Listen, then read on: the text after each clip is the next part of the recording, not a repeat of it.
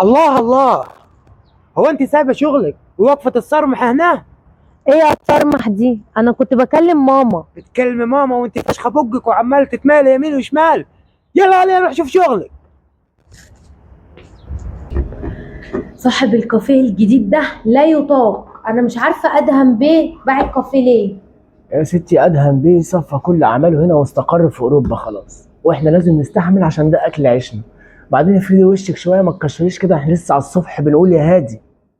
يلا محمود بيجي هناك اهو، خش عليه وافردي وشك، ما تكشريش، ده احسن زبون عندنا. يلا. صباح الخير يا محمود بيه. صباح الخير يا دنيا، ازيك عامله ايه؟ الحمد لله. مالك شكلك مش مبسوط ليه النهارده؟ ابدا، مفيش حاجه. ايوه يا ست كده اضحكي، مفيش حاجه في الدنيا دي تستاهل اللي احنا نكشر علشانها. وربنا يا محمود بيه ساعات الواحد بيبقى مقفول على الصبح، بس لما سعادتك بتيجي بحس ان الدنيا فيها خير. هو في ايه؟ هو احنا فاتحين كافيه ولا فاتحين كباريه؟ في ايه يا معلم؟ انا باخد الطلب بتاعه عادي يعني. تاخد الطلب بتاعه؟ ليك ساعه واقفه معاه فاشخه بقك وعماله تتمرتكي. مين ده يا دنيا؟ ده صاحب الكافيه الجديد. اهلا يا معلم. لا اهلا ولا سهلا. هتيجي هنا باحترامك نشيلك فوق راسنا، لكن هتيجي عشان تبحلك في البنات وتتمرتك، كوبايه الشاي اللي بتاخدها بناقص منها.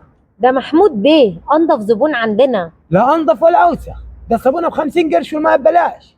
لا ده انت حاجه لا تطاق. بقول لك ايه، انا راجل معلم كبير ولسه ما اتخلقش اللي راكب له قرون. وانا مش هنزل مستوى لمستواك وارد عليك.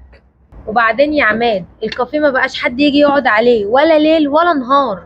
هنعمل ايه؟ ما هو طفش الزباين كلها، حتى الناس اللي كانت بتعدي من قدام الكافيه طفشت بقت تلف من الشارع اللي ورا. الله الله، سايبين الشغل وواقفين تحكوا هنا انتوا الاثنين، وانا بقول الشغل باظ ليه؟ ما هو انت يا معلم طفشت الناس كلها، ما بقاش حد يجي يقعد عندنا في الكافيه. ليه؟ هو انا بعبع؟ لا، انا بعبع وهي بعبعه. ما انا قلت كده برضه عشان كده الشغل باظ.